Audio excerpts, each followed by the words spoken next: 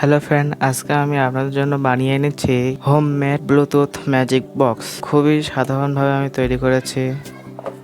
এর ভিতরে ইন্টেরিয়র, এখানে রয়েছে 5 ভোল্টের মোবাইল চার্জার, দুটো P38 সকেট, লেফট রাইটের জন্য মেন পাওয়ার কেবল, ভলিউম নব,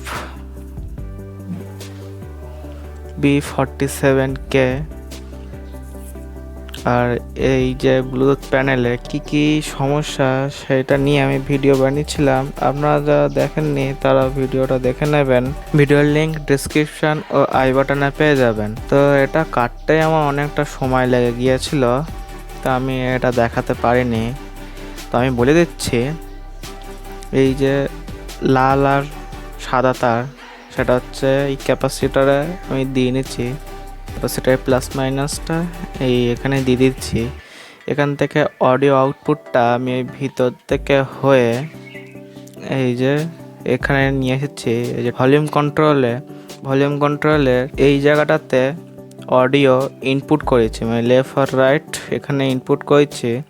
এখান থেকে লেফট রাইট আউটপুট নিয়ে এই তারটা এখান থেকে নিয়ে এই জায়গায় এনেছি, এই জায়গাটা। আর এখানে একটা ক্যাপাসিটর দিয়ে রেখে দিচ্ছি 10 মাইক্রোফ্যারাড 50 ভোল্টের ক্যাপাসিটর। আর এটা তো গ্রাউন্ড, এই সবুজ তারটা হচ্ছে গ্রাউন্ডের তার, এটা গ্রাউন্ডে দিয়ে দিচ্ছি। তো আপনারা সহজেই বানিয়ে নিতে পারবেন। আর এই যে এই ভলিউম কন্ট্রোলের যে গ্রাউন্ডটা আছে, এই গ্রাউন্ডটা এখান থেকে নিয়ে এই গ্রাউন্ডে দিয়ে দেবেন। এই গ্রাউন্ডে এখান থেকে এই গ্রাউন্ডও দিতে পারেন, বা এইখানেও দিতে পারেন, কোনো সমস্যা নেই। কিন্তু এই বডিটা আপনাদের গ্রাউন্ডটা টানতেই হবে, না হলে এটা যখনই এটা এর থেকে হামিং আসবে। মেন কথা হচ্ছে এর থেকে হামিং আসবে এই গ্রাউন্ডটা না টানলে। কোনো সমস্যা হলে কমেন্ট করে জানাবেন। আজকে আমি আপনাদের কোনো সার্কিট ডায়াগ্রাম আনতে পারিনি। আজকে ভিডিওটা এই পর্যন্ত। সবাই ভালো থাকবেন ও সুস্থ থাকবেন।